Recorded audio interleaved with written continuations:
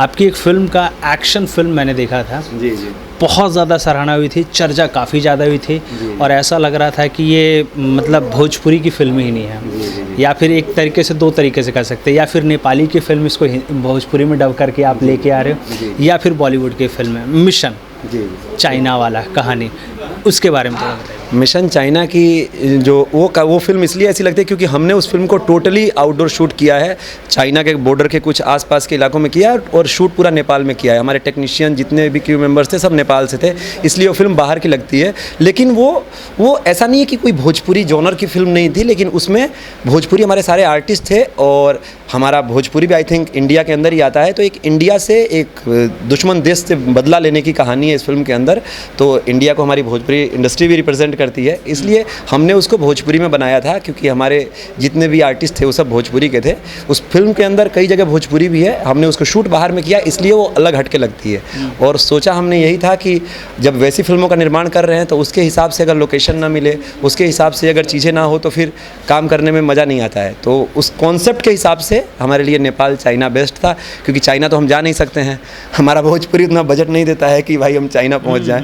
तो चाइना का छोटा भाई जैसे भाई जैसा ही बोल रहे हैं, वहाँ पे नेपाल के लोग। एक्शन बड़ा खतरनाक है, एक्शन एकदम वेल ट्रेंड, मतलब ऐसा लग रहा है कि साउथ के जैसे एक्शन डायरेक्टर हो या फिर एक्शन पे काफ़ी वर्क किया गया। एक्शन के लिए मैं धन्यवाद देना चाहूँगा हमारे उस फिल्म के प्रोड्यूसर रंजीत सिंह जी का, अमित श्रॉफ का, जिन लोगों ने मुझे 1-1.5 महीना पहले ही नेपाल भेजा, मुझे उस फिल्म के लिए प्रॉपर ट्रेनिंग दिलवाई। जो एक्शन डायरेक्टर थे श्री सर, उनका भी धन्यवाद देना चाहूँगा, उन्होंने इस फिल्म के लिए बहुत टाइम दिया और सिर्फ हमने एक्शन ही उसका 20 दिन के अंदर शूट किया। वहाँ पे हम लोग नेपाल में थे, हमने इसके लिए बाकायदा जमा के, ये नहीं कि किसी चीज़ के लिए बाउंडेशन नहीं था।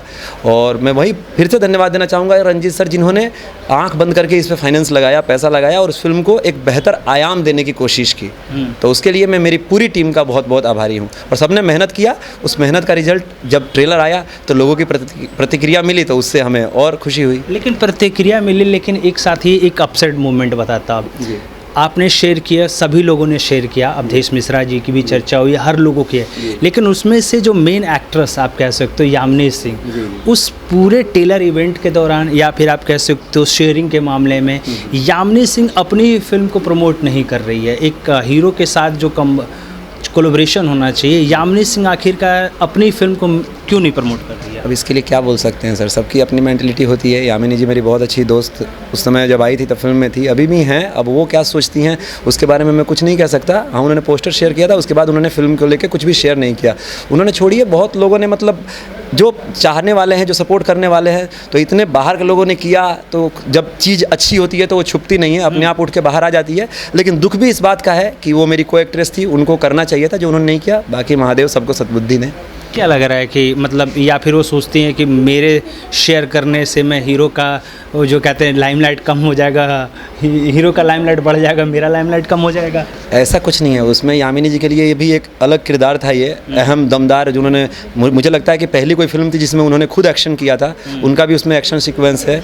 अब उन्होंने क्या सोच के नहीं किया ये तो भगवान जाने और वही जाने, क्योंकि इस बारे में मुझे ज़्यादा पता नहीं है।